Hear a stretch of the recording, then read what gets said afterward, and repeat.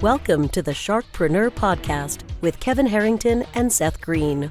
Kevin Harrington is the inventor of the infomercial, one of the original sharks from the hit TV show Shark Tank, and has generated over $5 billion in TV and digital direct response sales.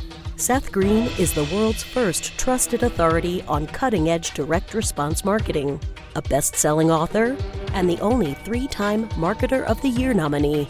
On the podcast, Kevin and Seth interview sharkpreneurs who share straight talk on what it takes to explode your business. 49 faces looked to him in triumph. Over the last 12 months, they had each taken turns and promoted his business for a week at a time, driving over $987,342 in revenue. What if you had a network of 50 centers of influence who promoted your business every week for a year? Grab your copy of the #1 Amazon best-selling book, The Ultimate Guide to Growing Your Business with a Podcast, at 33% off the Amazon price by going to ultimatepodcastbook.com. Again, that website for 33% off the Amazon price is ultimatepodcastbook.com. Welcome to the podcast. This is your co-host, Seth Greene. Today, we have the good fortune to be Justin Cooke is our guest of EmpireFlippers.com, the #1 curated online business marketplace where you can join thousands of customers around the globe who've bought and sold over $510 million worth of online businesses. Justin, thanks so much for joining us. Thanks for having me on, man. I appreciate it. Likewise. Let's go back in time. How did you get started? Yeah, so my business partner and I were working at an SEO company in the US. And, we'd had some previous experience with the Philippines, and we went to our bosses and said, look, why don't we start building a team out there? It's much cheaper. We can start to build this customer service team out of the Philippines. So eventually we had 3, 4, 5 people. So we started building a crew. We flew out there to meet them. We said, look, why don't we just make this our business? Why don't we go into business as offshore outsourcers, and our first client will be our employers? So we did that. We moved out to the Philippines. We had, I think, 15 people at this point. And within 6 months, they started cutting back on us drastically. We said, oh my God, what are we going to do? Our major client is our previous employers. They're running into financial issues. This is going to be bad for us. So we tried to look around for what else we can do. One of the things we found was we started building niche websites that were monetized with something called AdSense, Google AdSense, where people click on it and you get paid, right? So we started building these little niche websites and realized that people were interested in buying them. So if we have a site making $100 a month, people are willing to buy for $2,000, $2,500. And if we create dozens of those, they're willing to spend quite a bit of money on them. So we started building our own sites, feeding our own supply. And eventually, a lot of people came to us and said, hey, we want to sell with you. Will you sell our sites? And at first we were like, no, because that's how we make our money. Why do we want to take a small percentage when we're cutting into our own way of earning? And eventually our process got worse and worse. It wasn't as effective and we didn't know how to fix it. So we said, okay, maybe we'll let other people sell with us. And we started selling larger sites, $20,000 sites, then $100,000 sites, then $300,000 sites. Eventually, I think the largest deal we've done today is just over $13 million. So we saw everything from small AdSense type sites to e-commerce businesses to service-based sites to SaaS, software as a service. And we've done to date over $500 million in total sales. Well, that is absolutely incredible. And you've seen quite a volume, not just on the dollar valuation side, but the number of businesses. Who is an ideal buyer? Who's an ideal seller for you? Yeah, so ideally a seller is someone who's had their business 2, 3, 4 years. Maybe they're really locked up in inventory, particularly with an e-commerce business where if things are going well for you, you're constantly buying more stock, right? You're buying more inventory. And so you're inventory rich and cash poor. And they're looking to exit, right? They think either, they've kind of got to the top, they've taken it as far as they can take it. And now an ideal buyer on the other end is someone that goes, oh, well, they finally have this business doing $50,000 a month and $15,000 in profit. I'll get out of bed at $10,000, $15,000 a month, but that's the lowest I'll go. So you have this disconnect between a seller who thinks, okay, I've kind of maxed this out, and a buyer who's going, I've got this other channel. These guys are silly for not focusing on Facebook marketing or TikTok or whatever it is, right? So you have just a disconnect between buyers and sellers, and that's where we can kind of come in and help them make a deal. That makes a lot of sense. What are some of the most unusual deals you've seen? We've had some, when we first started off, we sold some really weird domains. So we wrote sites on, one of them was cremationprices.net. Wow. That's kind of an odd topic. We had there was another small little site we sold on cat constipation. I didn't know this. I'm not a cat person, but apparently cat constipation is a real problem for cat owners. And we didn't know this at all. You start researching and you're like, oh, wow, it's a real issue. Who knew? What have been, you've seen businesses that sold for more, you've seen businesses that didn't sell, you've seen businesses that sold for less probably. What are some of the lessons you've kind of learned from watching the deal flow? So a lot of times sellers come in with expectations, like they have a plan on what they want to sell their business for. So say it's, $3 million, right? And sometimes that's realistic and sometimes it's not. And really it's gonna be based on, for any profitable business, and this is not, pre-revenue or kind of like crazy startup world. This is like, a real business for real folks.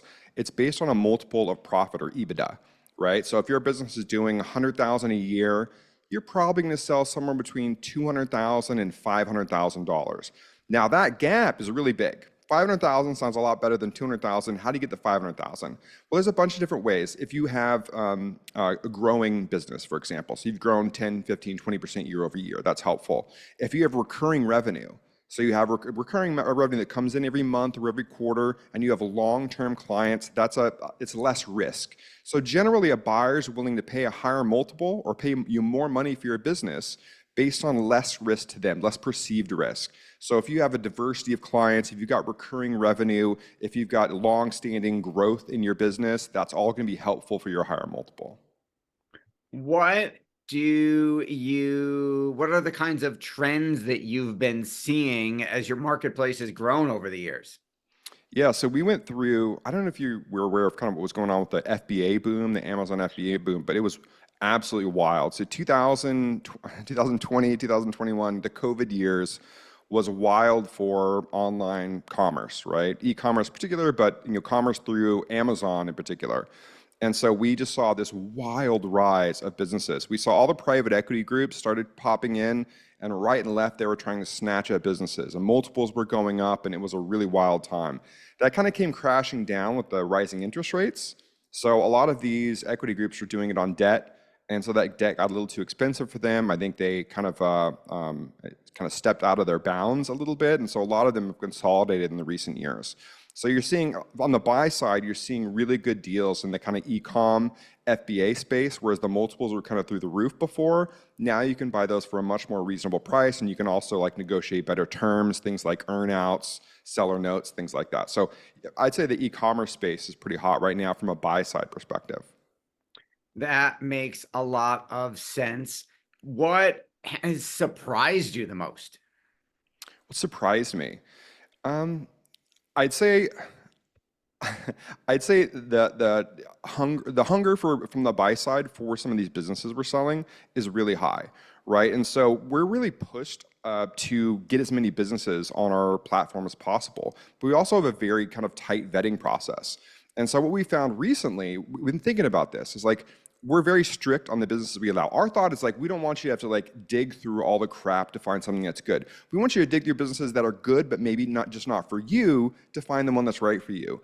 But we're thinking about, we haven't done it yet, is we're thinking about having kind of a lower level marketplace for businesses that are deep in decline, or that have really struggled over the last few years, or that launched and then kind of have fallen by the wayside. Whereas in terms of a multiple on profit, it wouldn't be good. Maybe they sell for a lot less money. They're not as vetted or quality as we would normally have on our marketplace, but we kind of push them over the corner and at least have those available. Because see, we get those deals all the time. People bring them to us and they're like, hey, we want to sell them. And we get some buyers that want to buy them, but that's not kind of our main, it's not our bread and butter, right? And so we're trying to figure out what's a way to do that without kind of hurting our brand, right? Because if you expect a certain level of quality, if you're buying at Empire Flippers and we're selling these kind of broken or beat down sites, we need to very clearly message that's different. That's a different animal, if that makes sense. It totally makes sense. And what do you mentioned the FBA boom. What do you kind of see as what's coming next? Yeah, so we'd always run into this problem where, someone wants to sell their business, great. We can walk you through the process. If you got an online business that's profitable, we can help you sell it. The buy side, though, is kind of tricky, right? Because someone who is, let's say, brand new to online businesses, and they're like, yeah, I'd like to buy a business. And we're like, well, what's your experience? Have you done anything like this before? And they're like, no, I ran a coffee shop in Utah, right? And we're like, well, I mean, you gotta learn the skills first, right? So like, you're not really ready to buy this $250,000, content site or affiliate site or whatever. Like, you're just not ready. You don't have the skills, and so we had to turn a lot of people away initially because we're like, look, you're not ready, or they want to buy it for their kid, and their kid has no experience. We're like, go get some experience and come back to us in 2 years. And they're like, well, do you have something for us that can help us learn that? We're like, no.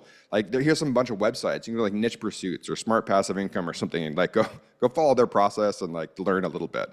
And we realized we're leaving a lot of money on the table because there are people that want to invest maybe passively, maybe they don't have the time to do the work or whatever. So we actually created a second company called webstreet.co, where we pair like a lot of our operators that have experience buying businesses. They've done 2, 3, 4 deals in the past, and they're looking to leverage up, right? So they put in 5% of the money on the deal, and we have the investors put in 95% of the money on the deal, and they get passive income based on that operator growing, running that business, and eventually selling it.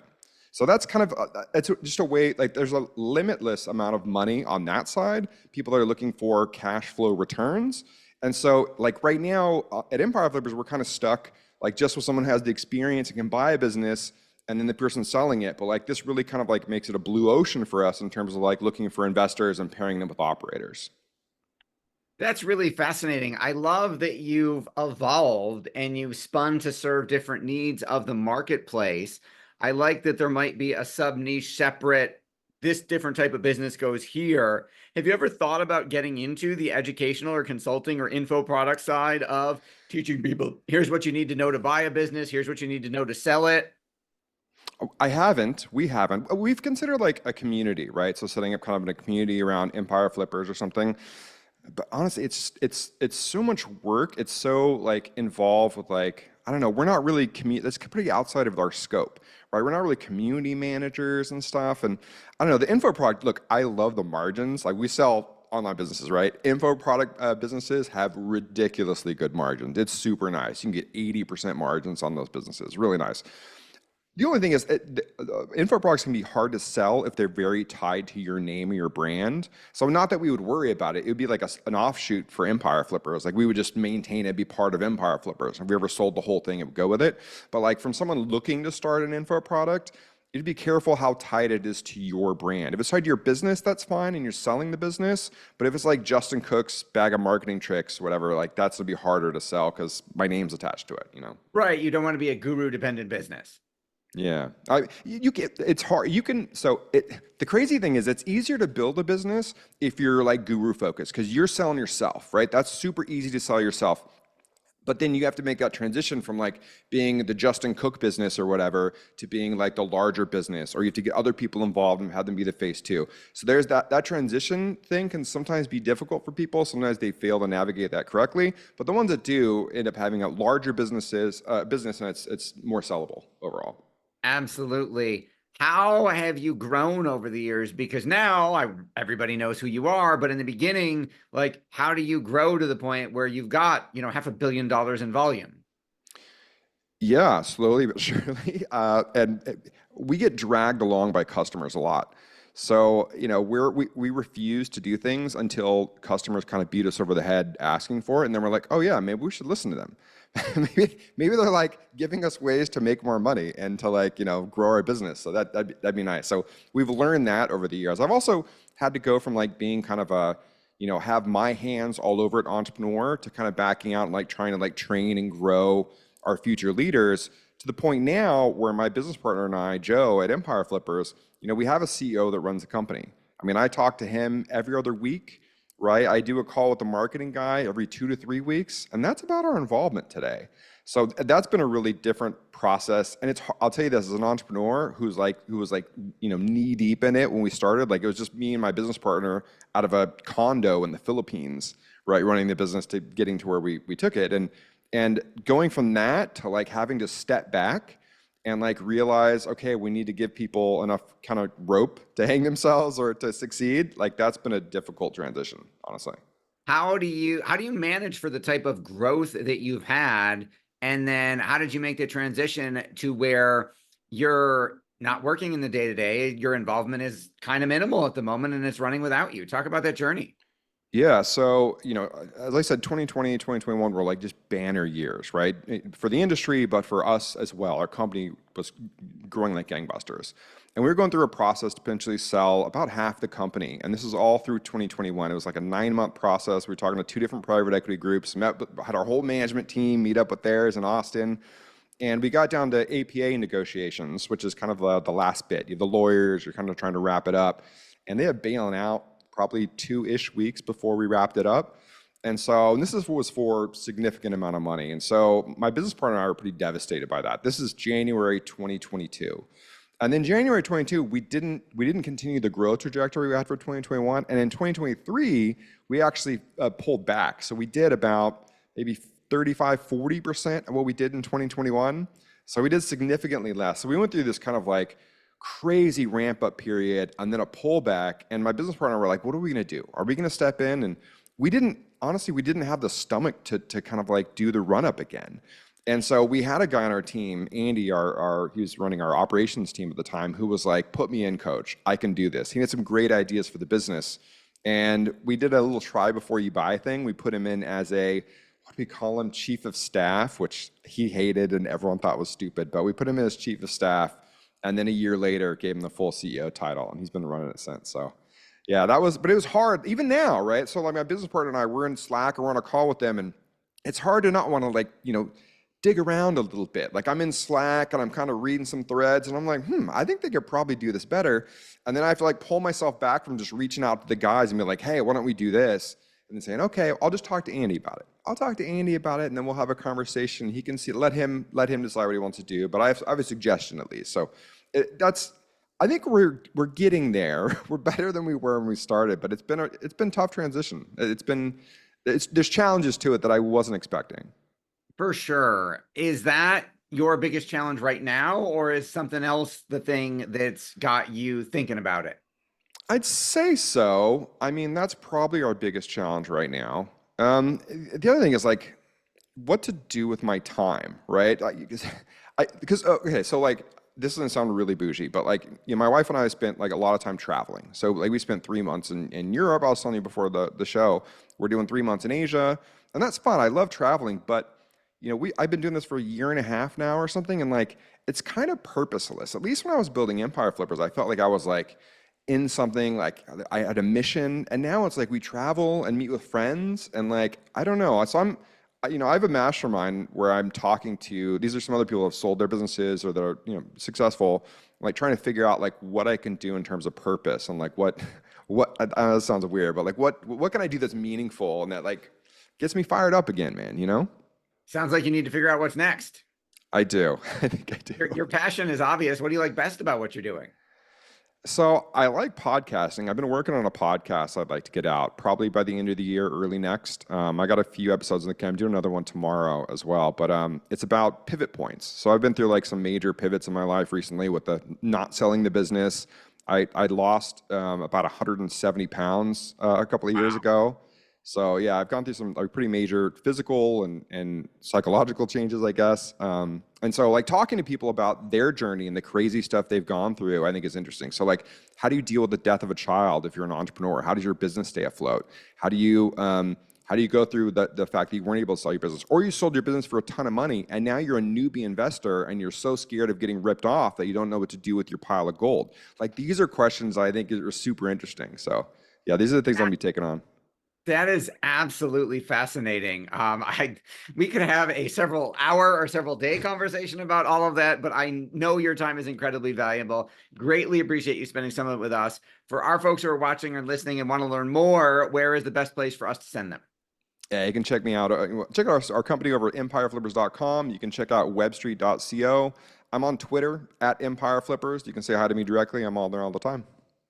Awesome. This has been Seth Greene with Justin Cooke from Empire Flippers. Justin, thanks again for joining us. Thanks, Seth. Appreciate it. Thanks, everybody, for watching or listening. We'll talk to you or see you next time. Why do so many businesses struggle while others seem to explode overnight? Do you wish you had the secret to this type of exponential growth? Now, I've scaled more than 20 businesses to over $100 million, and it's not just luck. In my new book with Mark Tim, Mentor to Millions, you'll learn the repeatable framework I use in all my business ventures for massive success. Order at kevinmentor.com and get over $1,000 in bonuses. Head to kevinmentor.com.